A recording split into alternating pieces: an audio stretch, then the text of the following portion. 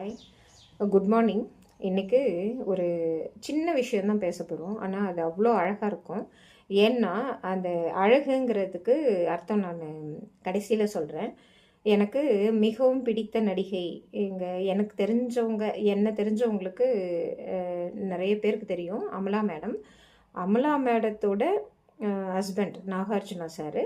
அவங்க சமீபத்தில் குபேரான்னு சொல்லிட்டு தனுஷோட ஆடியோ லான்ச்சா என்னன்னு தெரியலங்க, அதில் பேசிகிட்டு இருந்தார். நாகார்ஜுனா சார் வந்து அவ்வளோ சார்மிங் பர்சன். அவருக்கு வந்து அவரோட பர்சனாலிட்டி கல்ட்டு, அந்த ஆட்டிடியூடுனால நிறைய ஹீரோயின்ஸு அவரை விரும்பினாங்க. ஆனால் அவர் விரும்பினது எனக்கு மிகவும் பிடிச்ச அமலா மேடம். அவருக்கு ஏன் பிடிக்குது அப்படின்னு சொல்லிட்டு அதிலே சொல்கிறாரு. ஆக்சுவலாக அவர் சொன்ன விஷயம் அந்த ஆடியோ லான்ச்சுன்னு நினைக்கிறேன், எனக்கு சரியாக தெரியல.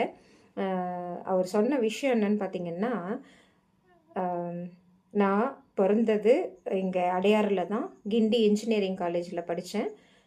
I am an engineer student in Anna university அப்படின்னு சொல்லிட்டு சொல்லியிருந்தார். அதே சமயத்தில் கலாஷேத்திரம் தெரியுமா, அதில் தான் ஒரு கேர்ளை நான் ஃபவுண்ட் பண்ணேன் அப்படின்னு சொல்லிட்டு அமலா மேடமை குறிப்பிட்டு சொல்கிறாரு.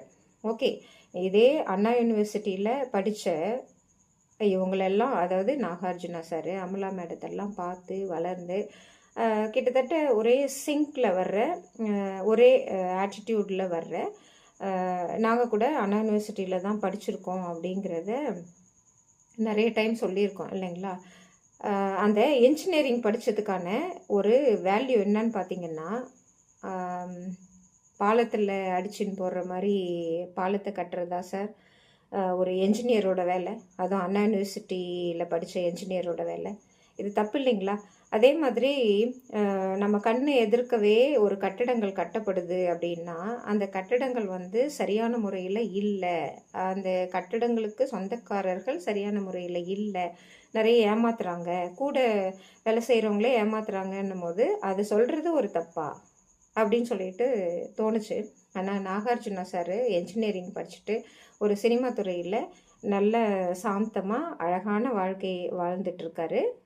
கலாஷேத்ரா மாணவி அமலா மேடத்தோட அவங்க என்னன்னு பார்த்தீங்கன்னா, ஒரு சில்க்கு சாரீ கட்ட மாட்டாங்க. இந்த மாதிரி காட்டன் வித் சிந்தட்டிக் காட்டன் தான் கட்டுவாங்க.